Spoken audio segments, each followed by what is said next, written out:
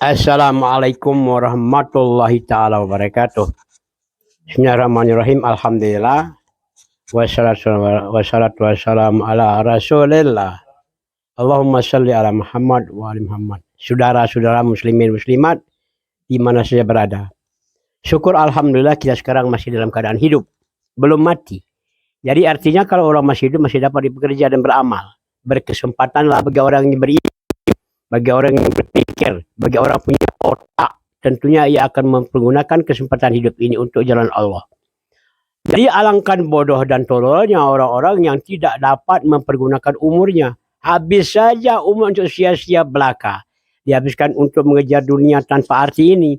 Ini mimpi, mengejar mimpi. Ini manusia tak berakal. Jadi setolol-tolol manusia yang tidak mempergunakan akalnya untuk jalan mendekatkan diri pada Allah. Sepintar-pintar manusia ialah orang yang selalu memanfaatkan umurnya kepada ridha Allah. Jadi sekaligus saya mengajak melewati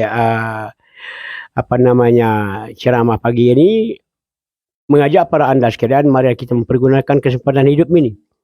Kalaulah tidak kita gunakan, tentu kita akan rugi. Rugi itu bukan rugi tekor jualan orang berdagang, bukan. Ruginya total, semuanya rugi. Dengan arti dia tuh hidup sekedar memperbanyak hisab untuk memperbanyak untuk sabab-sabab dapat azab di sisi Allah di akhirat nanti. Ini manusia tolol nih. Tolol dan tolol. Jadi sekali lagi orang beriman itu orang pintar, orang cerdas, orang yang dapat memanfaatkan dirinya demi untuk Allah. Sebab kita ini dijadikan oleh Allah untuk mematuhi Dia. Wa ma khalaqtul jinna wal insa illa liya'budun, kata Allah. Tidaklah kami jadikan jin manusia melainkan untuk beribadah kepada Aku. Dengan arti beribadah kepada Allah. Maksudnya patuh dan tunduk kepada syariat-syariat yang ditentukan oleh Allah. Bukan berarti kita sembahyang terus, baca Quran terus, bukan gitu. Jadi semua perbuatan kita, semua aktivitas kita itu diridhoi oleh Allah sesuai dengan syariah yang diatur oleh Allah melewati Rasulnya Nabi Muhammad SAW. Jadi Nabi Muhammad itu melengkapi segalanya. Berita yang disampaikan oleh Muhammad itu melengkapi semuanya. Bagian pertanian, perdagangan, perkebunan, pemerintahan, dan segala bentuk aktivitas hidup itu pun telah dicontohkan oleh Rasulullah dan para sahabat-sahabatnya. Maka itulah yang kita ikut. Jadi kata Rasulullah, ashabi kan nujum sama, pilih tidak. Ayu maktadaitum ihtadaitum. Sahabat-sahabatku itu kata Rasulullah itu merupakan bintang di langit dalam petunjuk, laksana bintang. Siapa saja yang mengikut jalan-jalan sahabat berarti dia telah mendapat petunjuk jalan yang benar. Jelas bahwa para sahabat-sahabat Rasul mencontohkan tata kehidupan manusia ini yang mau jadi pemerintah, ya dicontohkan kepada Abu Bakar, Umar, Utsman, Ali, semuanya pemerintah. Dicontohkan pada petani, pedagang, macamlah perkebunan. Itu pun telah diterapkan, telah dilaksanakan oleh sahabat, dicontohkan oleh sahabat-sahabat melewati tuturan, aturan oleh Rasulullah SAW. Sungguh indah orang-orang yang mendapat rahmat dari Allah. Sekali lagi saya katakan, sungguh celaka orang-orang yang mengingkari jalan Allah atau menyeleweng dari aturan Muhammad SAW. Dapat kita lihat sekarang, orang beruntung dan orang akan rugi. Kita kelihatan. Jadi kalau manusia itu tamak, serakah dengan dunia, tidak memperlukan agama Allah, perbuatannya takabur, sum'ah, sombong, dan congkak macam dan sebagainya, inilah dia manusia yang rugi itu. Manusia celaka, khusrin. Jadi kalau orang-orang hidupnya selalu menjadi pembantu umat manusia, sebagaimana ditetapkan dalam agama, kita hidup ini sumber agama kan dua. Pertama, ta'zim lillah, mengagungkan Allah, yaitu kita beribadah, taat pada Allah. Kedua, sapa ke makhluk, kasih sayang sama makhluk. Berarti kita berimpak, saling bimbing, saling ajak jalan kebenaran. Orang yang salah kita ajak, orang yang keliru kita beri petunjuk, kita ajari.